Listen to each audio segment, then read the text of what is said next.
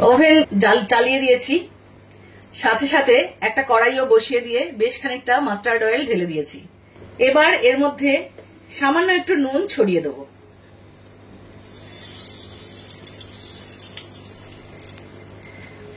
নমস্কার বন্ধুরা, বনানীর রান্নাঘরে আপনাদের সবাইকে স্বাগত। আজ আবারও একটা ননভেজ রেসিপি নিয়ে চলে এসেছি। বলতে পারে যে একটা এক্সপেরিমেন্টাল রেসিপি, ভেটকি মাছ। ভেটকি মাছ with chilli garlic sauce and some mayonnaise.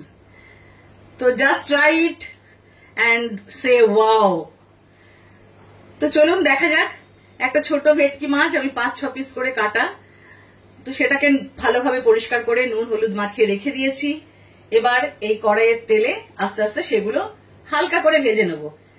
তেলের মধ্যে নুনটা দিলাম যাতে মাছটা তলায় ধরে না যায়, যদিও এটা ননস্টিক প্যান, ধরার ভয় নেই, তাও অভ্যেস তাই দিয়ে দিয়েছি।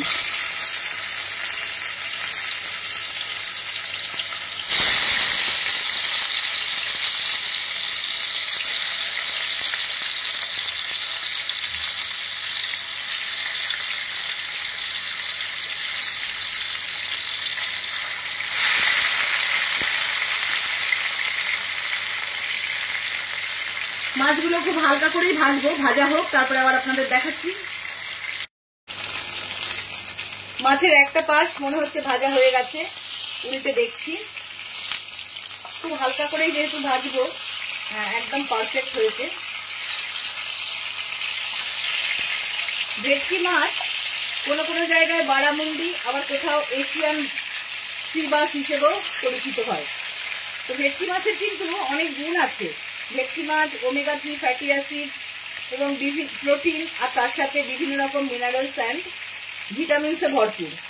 ভেটকি মাছ কিন্তু শরীরের জন্য সত্যিই খুব উপকারী। যারা ডায়াবেটিক পেশেন্ট তারাও আরামসে ভেটকি মাছ খেতে পারেন, কোনো অসুবিধা নেই। আর যারা ওয়েট লস করতে চান তারাও ভেটকি মাছ খুব ভালোভাবেই নিতে পারেন। মাছগুলো ভাজা হয়ে গেছে, আমি একবার দেখে নিচ্ছি উল্টে, তারপরে তুলবো। হ্যাঁ, একদম পারফেক্ট ভাজা হয়েছে, আমি যেরকম চাইছি। এই মাছগুলোকে আমি এখন তুলে নিচ্ছি আস্তে আস্তে।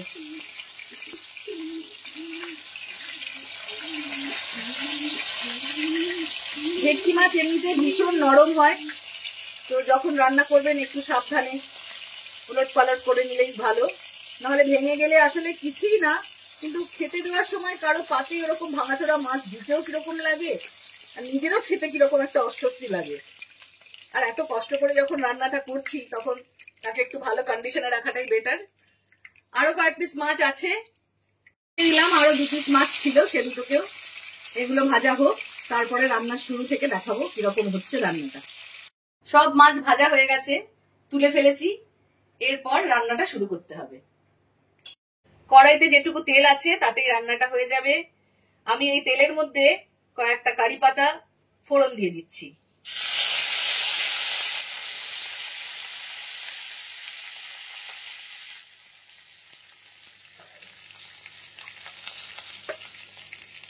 একটা ক্যাপসিকাম আমি কয়েক টুকরো ছোট ছোট করে কেটে রেখেছি, সেই ক্যাপসিকামটাকেও এখন এর মধ্যে দিয়ে দিচ্ছি।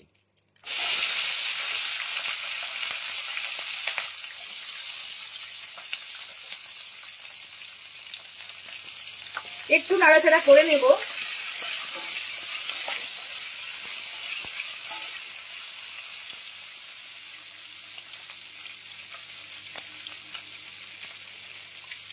Three tablespoon chili garlic sauce, আর তার সাথে 1 tablespoon mayonnaise, chili mayonnaise অবশ্যই।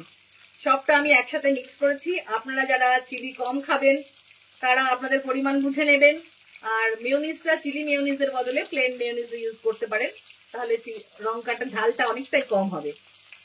এই পর্যায়ে আমি এই সসটা এর মধ্যে ঢেলে দেবো।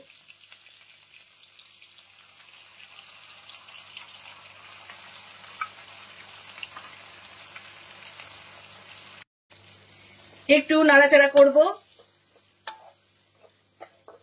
যাতে ক্যাপসিকামটাও সামান্য নরম হয়। তো আমার বাড়িতে আমি আগেও অনেকবার বলেছি ক্যাপসিকাম একটু শক্ত খেতেই সবাই পছন্দ করে, তো আমি সেই রকম সেদ্ধ করব না এটাকে। আপনারা যারা পছন্দ করেন না তারা অবশ্যই পুরোপুরি সেদ্ধ করে নেবেন। গ্যাসটা হাই ফ্লেমে করে দিলাম।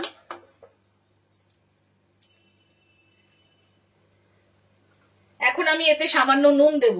নুনটা কিন্তু সত্যি পরিমাণ বুঝে দেবেন একদম, কেননা দুরকম সস ব্যবহার করা হয়েছে এতে, তো সবেতেই সল্ট থাকে, আমি সেই বুঝেই ব্যবহার করব সল্ট। খুবই কম দিলাম, কেননা এই রান্নায় গ্রেভিও সেরকম বেশি হবে না।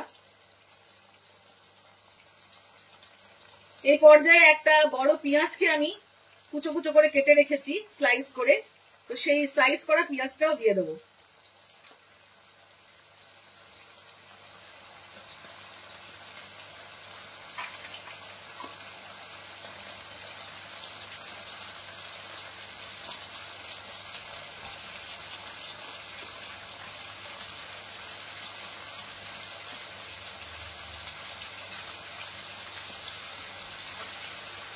আবারও ভালো করে মিক্স করে দিচ্ছি।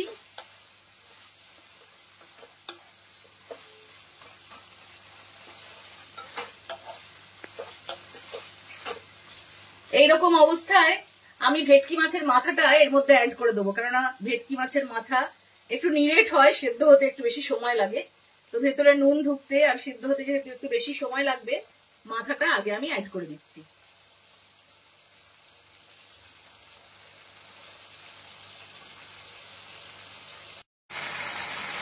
আমার কাছে কয়েকটা চিংড়ি মাছ পড়েছিল, তো অ্যাডিশনাল এর মধ্যে এটা অ্যাড করে দিলাম যাতে একটু ফ্লেভারটা এনহ্যান্স করে। আপনাদের কাছে থাকলে অবশ্যই দেবেন, না থাকলে দেবেন না। আবারও একটু মিক্স করে দিচ্ছি, দিয়ে এখনই জলটা দিয়ে দেবো, কেননা যেহেতু এটাকে আমি খুব বেশি ফ্রাই করতে চাইছি না।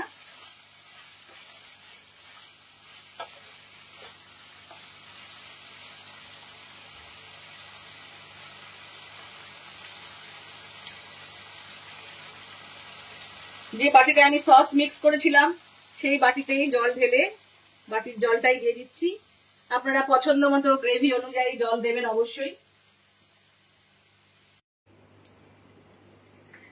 পরিমাণ মতো জল দিয়ে কড়াইটা ঢেকে দিয়েছিলাম, এবার ঢাকনাটা খুলছি।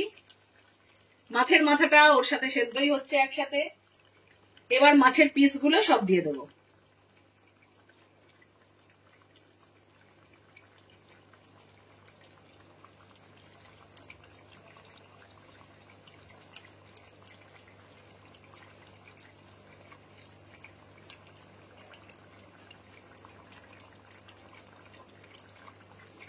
আবারও 2-4 মিনিটের জন্য মাছটা ঢেকে দেবো, কেননা ভেটকি মাছ সেদ্ধ হতেও খুব কম সময় লাগে।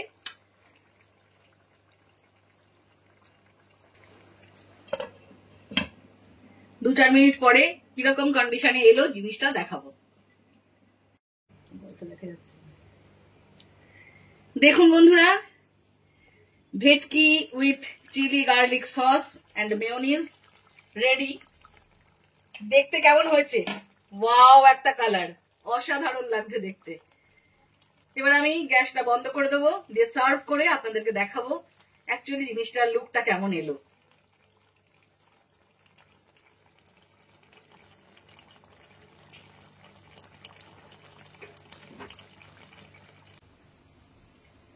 দেখুন বন্ধুরা, bhetki with chilli garlic and mayonnaise ready and served.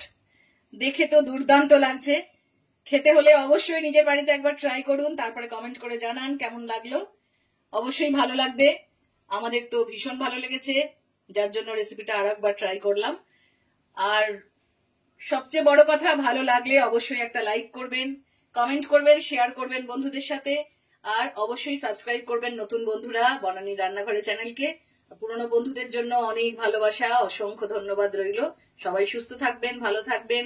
উৎসবের মুহূর্ত আসতে চলেছে, সবাই আনন্দে কাটান দিনগুলো, এই আশা নিয়ে আজ শেষ করলাম। আসি, টাটা।